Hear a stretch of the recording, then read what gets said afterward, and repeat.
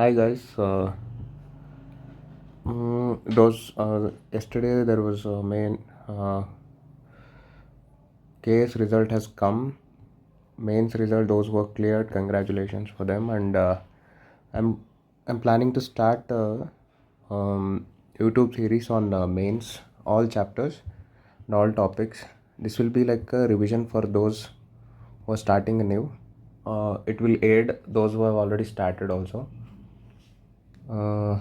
This is I'm starting today with the topic from GS1 section 3 to 7. I have complete notes for each topic, and if I get a good response, I will do the second video, and if I don't, I'm not sure if I'll be doing it or not. The content will have this content has this is the topic directly. This topic is there in the syllabus, and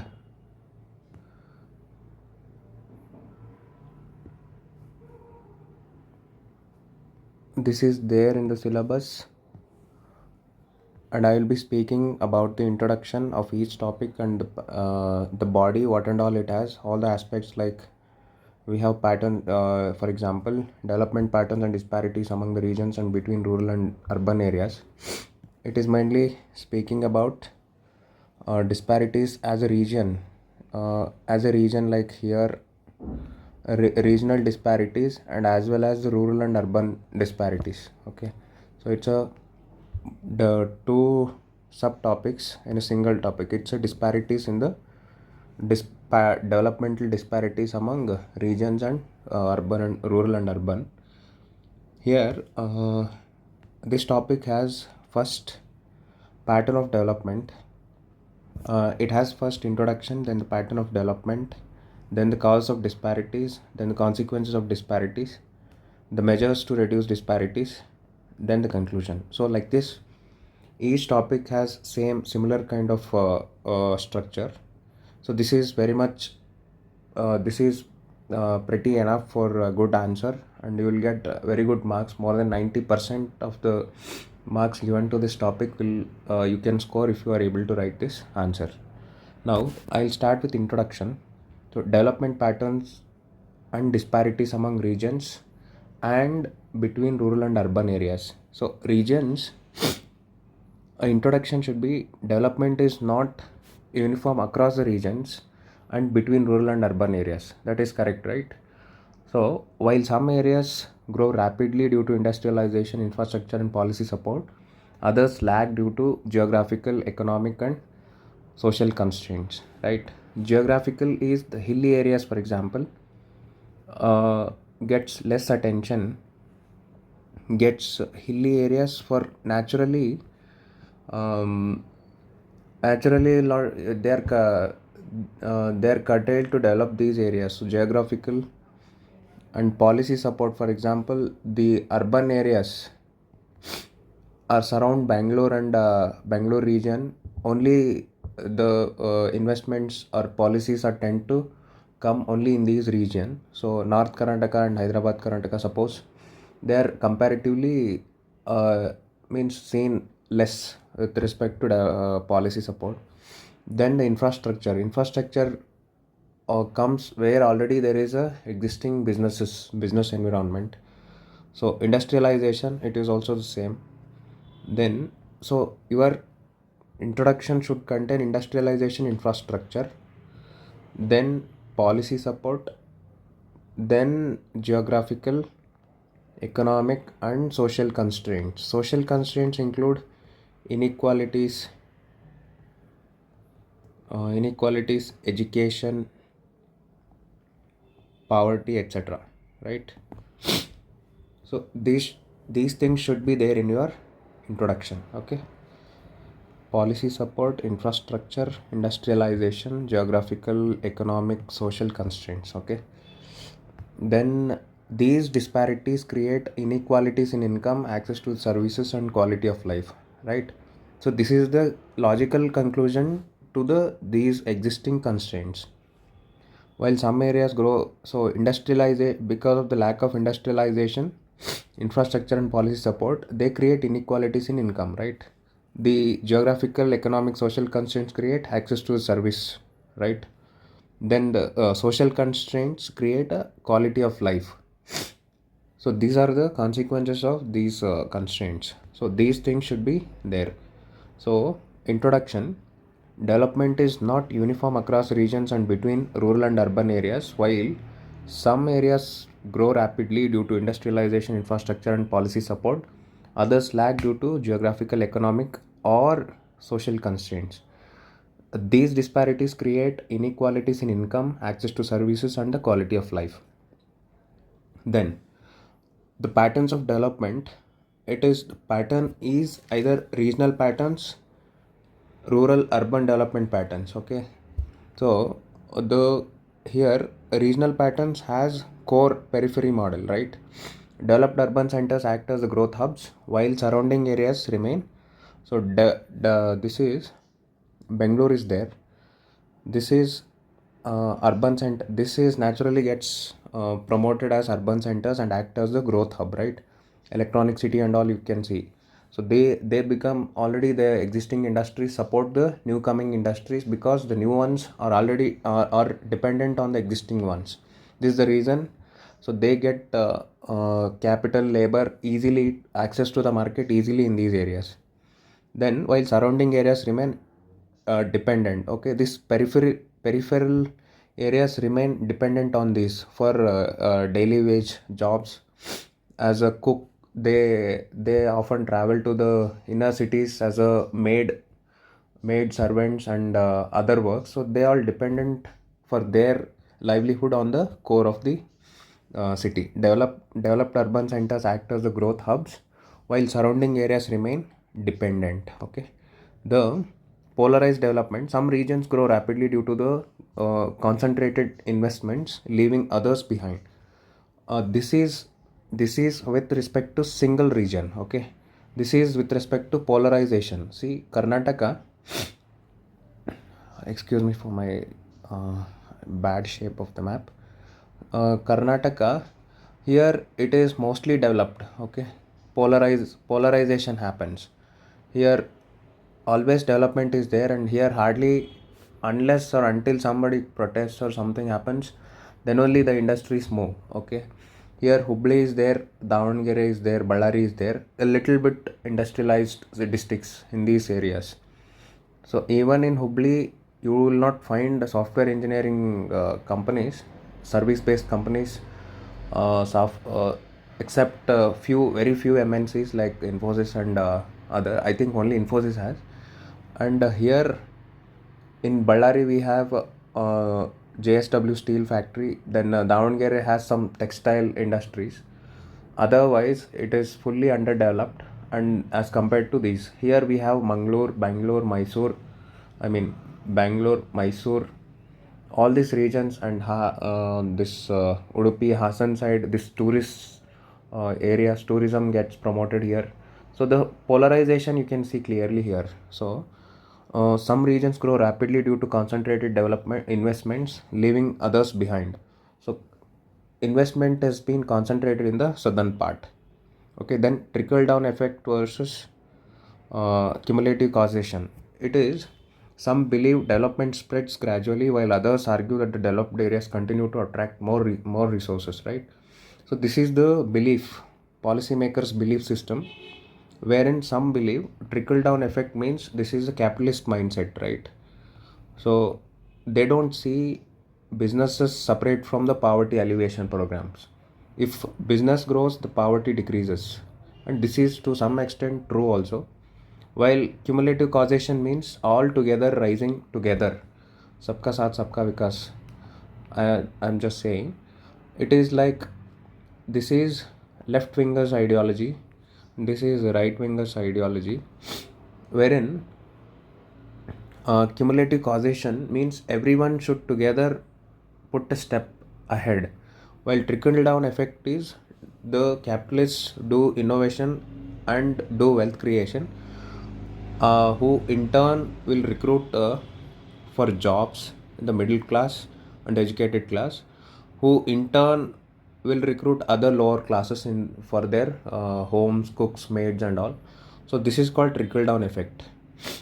So because of this, what happens, concentrated, the investments remain concentrated at single region, or it remains polarized, while cumulative causation, there, like Narega scheme, you can see, for example, Narega, wherein they have made an act such a way that they have to provide an employment for 100 days. We're making it compulsory. So even if capitalists don't provide jobs, the state will provide. So this is the cumulative causation, it is effect. So this is two belief systems that they are speaking. Some believe development spreads gradually. So this is capitalist thinking, while others argue that the developed areas continue to attract more resources. Okay. Then rural urban development patterns. Here, urban areas develop faster due to the better infrastructure, industrialization, and services, and rural areas remain dependent on agriculture, face seasonal employment, lack basic amenities. So rural urban, this is again, this is totally understood. Then causes of disparity, geographic isolation could be there, infrastructure, lack of infrastructure, and sometimes economic base. If you don't have economic base in the prior, you will not attract more investments. Then government policies that concentrate based on their areas, their priorities, those who voted. So for example, those who are in the high powers, and their regions get preferred over those who don't have power in the government.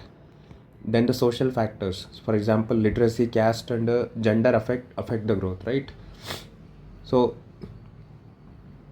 this is geographic. In the regional disparities wise, you can see hilly, arid, and arid regions lag behind in plains, while urban areas have a better infrastructure, correct? Infrastructure, uneven distribution of roads, power, and water, this will lead to regional disparities. The same way, cities have a better transport and utilities. And the same way, economic base, industrial hubs grow faster naturally. Then agriculture is seasonal and low income, right? Then the government policies, which unequal fund allocation. For example, the peripheral regions of the Bangalore gets allocated more than the main cities of the North Karnataka regions.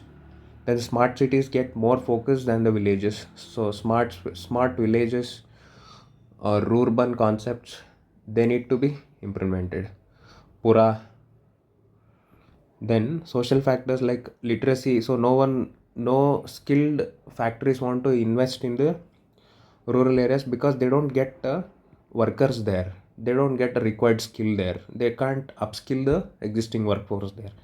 So caste and gender. So caste, if these divisions exist in the society, they will not take risk of investing in the regions or societies that are already broken. And the gender inequalities also affect, because uh, the lesser the inequalities, or lesser the fractions in the society, the more is advantageous for the investors.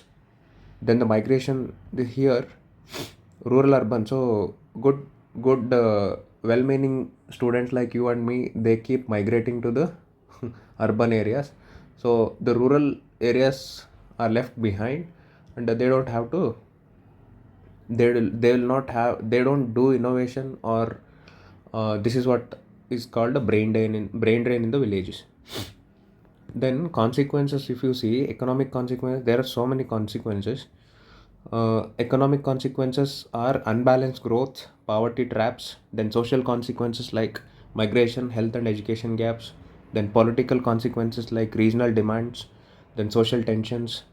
So let's say economic consequence, unbalanced growth. You should remember these topics instead of this explanation. These are all self-explanatory, but when you are reading, for example, consequences and despair, you should read in such a way that if you are seeing this word like developmental disparities, you should know the introduction that consists three words, which in turn are consequences to these three words, right? The same way, the patterns of development will have regional patterns. Then regional patterns, then rural urban patterns. In that again two topics: core periphery, polarized development, trickle down effect versus cumulative causation. Then rural urban development includes these two statements, right? Then causes of disparities include this table, you should remember. Then consequences of disparities, so this you should remember. This is the fourth point. Economic consequences: unbalanced growth leads to overburdened cities and neglected villages. Then poverty traps: this will be poor regions remain poor due to the lack of opportunities. Poor becomes poorer, rich becomes richer. Then the social consequences includes migration, health and education gaps. Migration means rural to urban, ಗುಳೆ ಹೋಗೋದಂತಾರೆ. This is especially in the rural North Karnataka region. I have seen so many people, they come in the night buses to the Bangalore for the labor so which in turn results in the labor shortage in the villages. So cotton, especially cotton growers, need a lot of, it's a labor intensive process where mechanization is impossible to pluck the cotton balls. So here is where shortage in the labor also affects the rural agriculture. Then health and education gaps. So poor regions have inadequate hospitals and schools.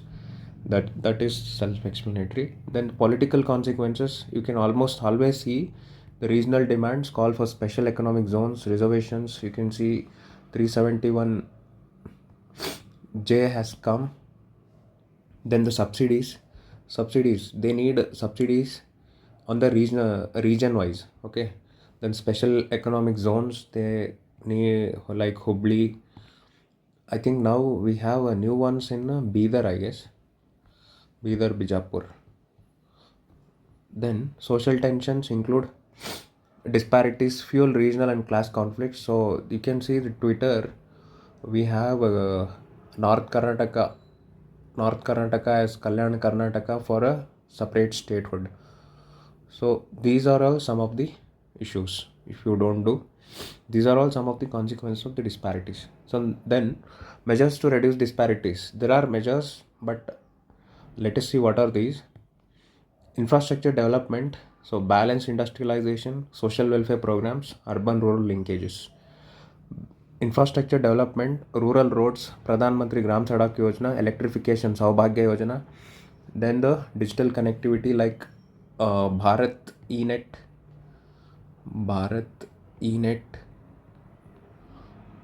Then